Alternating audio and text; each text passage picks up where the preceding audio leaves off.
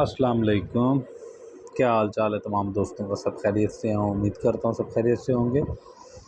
अच्छा, आज हमारा लेक्चर नंबर 4 है MTH 404 का शॉर्ट लेक्चर की सीरीज़ का आगाज़ किया हुआ है। और आज मैं 4 और 2-3 लेक्चर और जो है वो अपलोड इकट्ठे करूँगा इंशाल्लाह। और लेक्चर स्टार्ट करने से पहले आप लोगों से रिक्वेस्ट है कि मेरे चैनल को सब्सक्राइब करें, वीडियो को लाइक करें और ज़्यादा से ज़्यादा शेयर करें ताकि ज़्यादा से ज़्यादा स्टूडेंट्स का फ़ायदा हो सके। लेक्चर तो इसके यूट्यूब पर और LMS पर मौजूद ज़रूर हैं, लेकिन वो सर जो है वो थोड़ा सा फास्ट सा समझा रहे हैं, तो इसलिए मैंने सोचा कि ये सीरीज़ जो है ये मैं स्टार्ट कर दूं और आप लोगों का भला हो सके। और इसलिए मेहरबानी करें और ज़्यादा से ज़्यादा सब्सक्राइब करें, लाइक करें और शेयर करें। चलते हैं अपने लेक्चर की तरफ। लेक्चर स्टार्ट करते हैं, लेक्चर नंबर 4।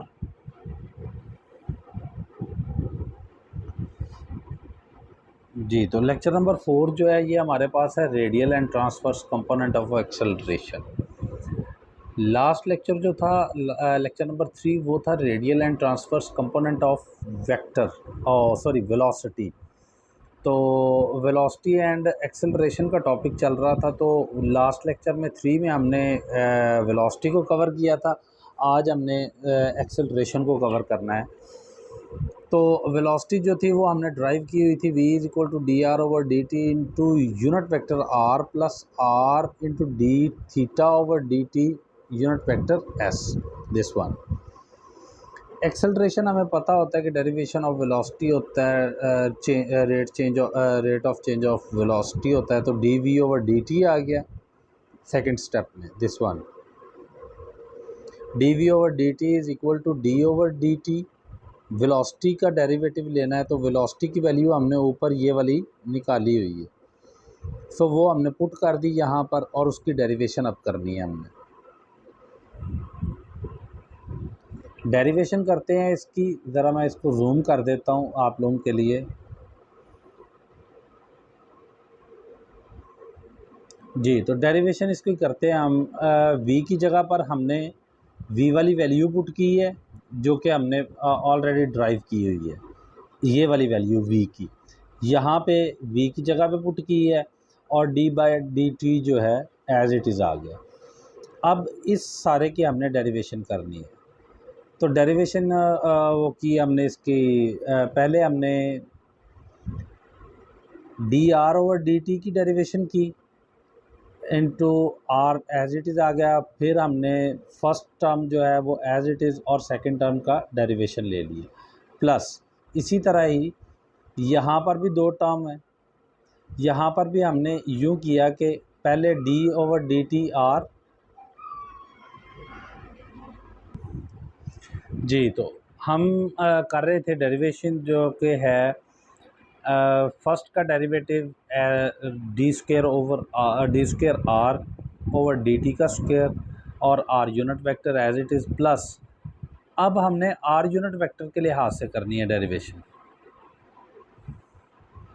ये वाला जो r यूनिट वेक्टर है ये इसके साथ जब मल्टीप्लाई होगा तो हमारे पास ये टर्म बनेगी और ये एज इट इज़ आ जाएगी। ठीक हो गया।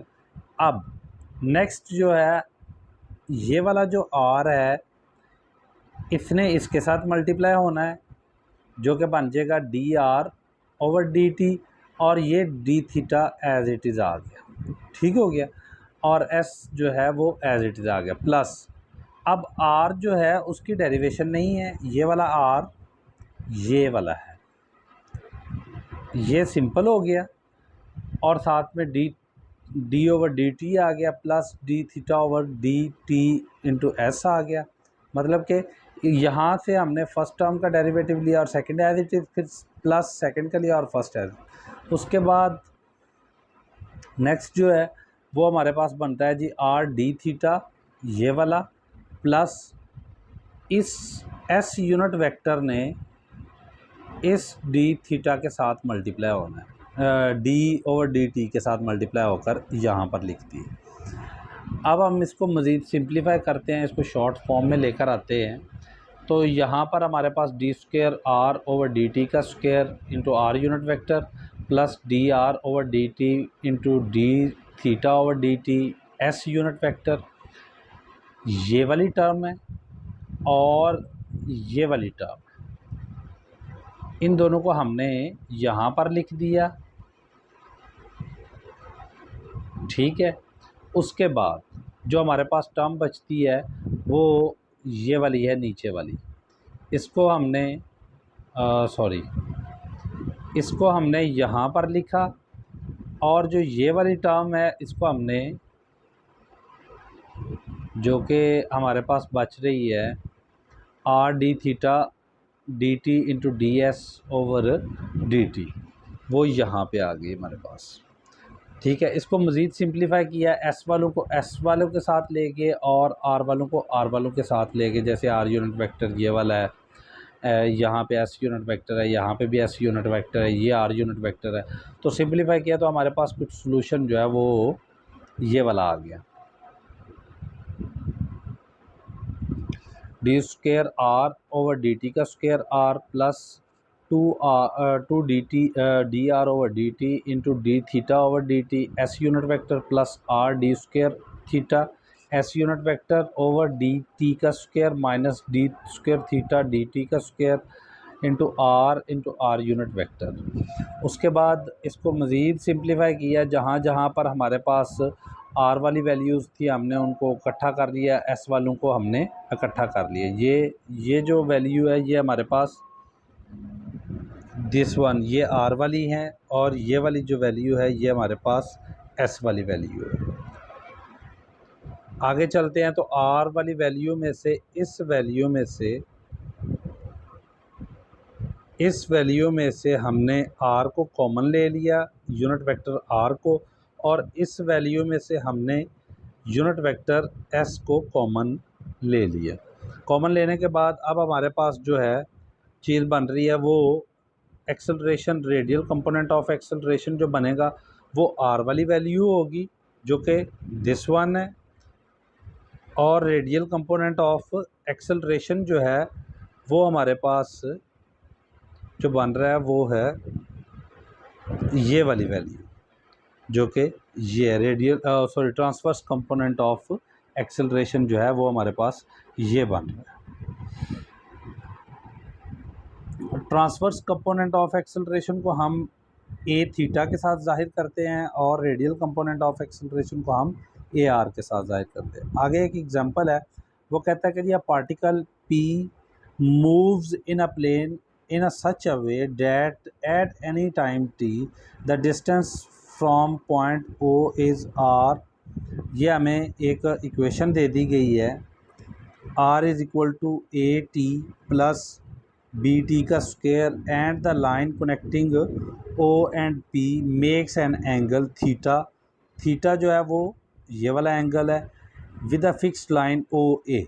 एक ओ ए लाइन है, उसके ऊपर एक पॉइंट है, पॉइंट जो है वो एक हमने उसके साथ कनेक्ट किया हुआ है ओ ए लाइन के साथ एक वेक्टर आर के ज़रिए। आर की वैल्यू जो है वो ये गिवन है, और आर वेक्टर और ओ ए जो है वो आपस में एक एंगल थीटा बना रहे हैं जो कि ये है, यहाँ पर ओ आना है, सॉरी ये पी लिखा गया है, ठीक है। अब वो कहता है find the radial and transverse component of velocity and acceleration of particle at time at T is equal to 1। जब टाइम हमारे पास बराबर 1 होगा तो हमने इसका radial and transverse component of acceleration find out करना है। मतलब कि जब हमारे पास टाइम 1 होगा तो हमारे पास इस इक्वेशन में से टी ख़त्म हो जाएगा। अब ज़रा चलते हैं, इसमें से रेडियल वेलोसिटी जो होती है वो होती है v r is equal to d are over D t, और ट्रांसवर्स वेलोसिटी जो होती है हमारे पास v theta is equal to r d theta over D T.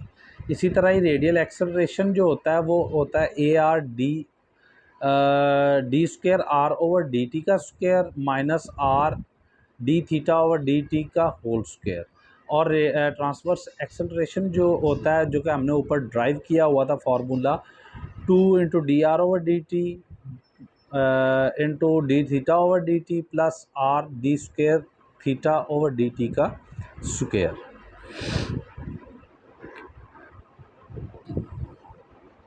जी, तो आर हमारे पास क्या है जी, आर हमारे पास है r is equal to A T plus B T का स्क्वायर गिवन है, थीटा है ये, ये थीटा है, theta is equal to C T की पावर 3/2। यहाँ से D are over D T निकालते हैं हम तो हमारे पास आ जाएगा ए प्लस 2bt, और D theta over D T निकालते हैं तो वो हमारे पास 3/2 सी टी की पावर 1/2 आ जाएगी। अब जब हमारे पास t इज़ इक्वल टू 1 है, वही बात जो मैंने पीछे की थी कि t इज़ इक्वल टू 1 से मुराद ये है कि हमने t की वैल्यू को 1 लिख देना है। जब हम t की वैल्यू को 1 लिखेंगे तो हमारे पास जहाँ जहाँ पर t होगा वो ख़त्म हो जाएगा। तो d are over D T उसका जो रिलेशन निकलेगा वो आएगा a प्लस 2b, और D theta over D t का जो रिलेशन निकलेगा वो आएगा 3/2 इंटू सी। अब इस इक्वेशन का डबल डेरिवेटिव ले लिया तो हमारे पास 2b निकल आया। इसका डबल डेरिवेटिव लिया तो हमारे पास कुछ इक्वेशन जो बनी वो 3/2 इंटू 1/2 सी टी 1/2 माइनस 1, तो ये हमारे पास बन रहा है 3/4 सी टी -1/2 टी की पावर -1/2। इसी तरह ही हमने वेलोसिटी का रेडियल कंपोनेंट निकालना है, और रेडियल कंपोनेंट क्या हमारे पास होता है d are over D t. Radial component का फॉर्मूला ये जो हमने ऊपर लिखा हुआ है, ये रेडियल कंपोनेंट का रेडियल वेलोसिटी का जो हमारा फार्मूला है d are over D t. तो d are over D t जो है वो हमने ऑलरेडी निकाला हुआ है, तो वही वैल्यू हमने यहाँ पर लिख दी। ठीक है, इसी तरह ही वेलोसिटी का ट्रांसवर्स कंपोनेंट जो होता है वो भी हमने ऊपर फार्मूला लिखा हुआ है, वो ये है फार्मूला। और हमने उस फार्मूले में आर की वैल्यू भी पुट की, और थीटा की वैल्यू जो हमने निकाली हुई है D theta over D t की वो भी वैल्यू पुट की, और सिंप्लीफाई किया। सिंपल सा काम है, वो तो आप कर लोगे, सिंप्लीफाई कर लेना इसको।